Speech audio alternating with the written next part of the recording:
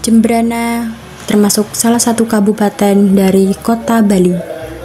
Yang akan kami persembahkan yaitu saya, Tahta Alvina Nanda Besari, kemudian yang kedua ada Nur Hasan Busri, dan yang ketiga ada Dimas Aril, dan terakhir ada Muhammad Lukman Hakim.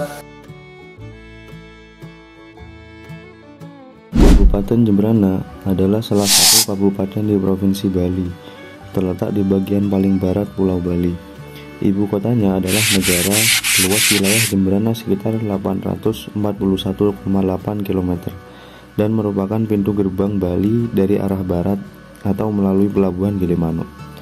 Beberapa ciri khas Jembrana antara lain, dari segi geografi, Jembrana memiliki wilayah pantai, dataran rendah, hingga pegunungan, banyak sungai dan area pertanian subur. Secara ekonomi, masih sangat kuat di sektor pertanian, perkebunan seperti kakao dan kelapa, perikanan, serta peternakan. Pariwisata mulai berkembang, terutama wisata alam dan budaya. Dari segi budaya, Jembrana terkenal dengan makepung, yaitu tradisi balap kerbau di sawah berlumpur. Ini merupakan ikon budaya khas Jembrana.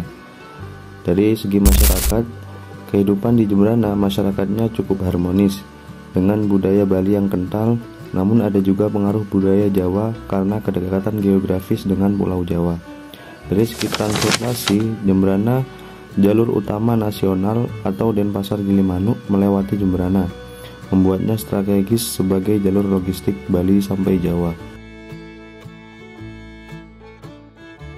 Secara teori, ekonomi di Bali termasuk Jembrana bergerak dalam 3 sektor utama. Yang pertama, ada sektor primer, yang dimana dalam sektor primer terdapat pertanian, perikanan, dan juga kehutanan. Yang kedua adalah sektor sekunder, yang dimana dalam sektor sekunder tersebut ada industri kecil seperti kerajinan tangan dan juga pengolahan hasil pertanian.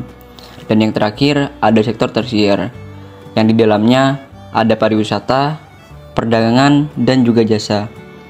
Kabupaten Jembrana berbeda dari daerah lain di Bali karena tidak perlu bergantung pada pariwisata besar seperti Badung dan juga Gianyar. Ekonominya pun masih kuat di pertanian dan kelautan. Beberapa teori ekonomi yang bisa digunakan untuk memahami Jembrana, yakni yang pertama ada teori ekonomi tradisional.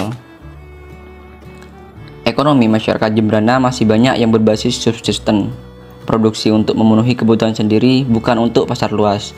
Contoh, petani padi, nelayan kecil, dan juga peternak sapi Bali. Yang kedua, ada teori pertumbuhan ekonomi atau bisa disebut Rostow.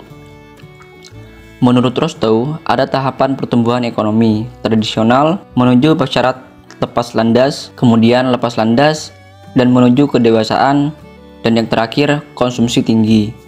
Jembrana saat ini masih bergerak dari tradisional ke persyarat lepas landas, dengan ditandai modernisasi pertanian, kemudian peningkatan infrastruktur jalan dan teknologi, dan juga digitalisasi pelayanan publik.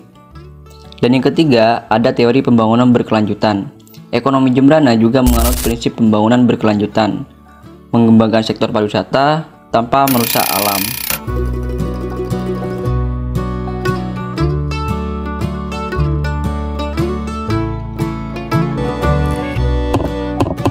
Teori ekonomi dasar. Prinsip ekonomi seperti produksi, distribusi, konsumsi juga berlaku di Jembrana. Masyarakat menghasilkan barang atau jasa atau produksi, menyalurkan ke pasar atau distribusi dan menggunakan hasil tersebut untuk memenuhi kebutuhan atau konsumsi. Yang kedua, ada 4 struktur ekonomi di Jembrana. Yang pertama, ada pertanian. Sebagian besar ekonomi Jembrana masih berbasis pertanian, terutama padi, coklat, kelapa, dan hasil laut.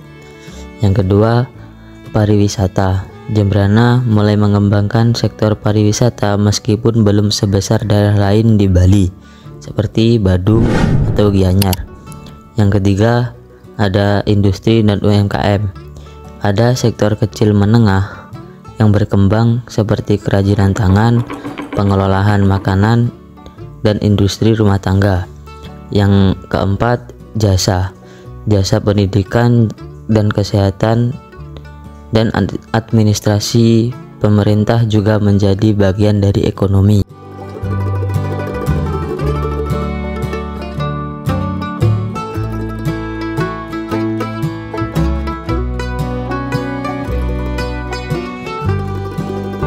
Selanjutnya di sini ada teori spesifik yang relevan.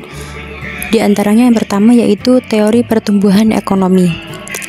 Jemberana bisa dibilang sedang dalam tahap take off, yaitu masa perkembangan dengan mulai membangun infrastruktur dan ekonomi modern, atau khususnya lewat digitalisasi layanan publik dengan sistem Jemberana yang pernah terkenal.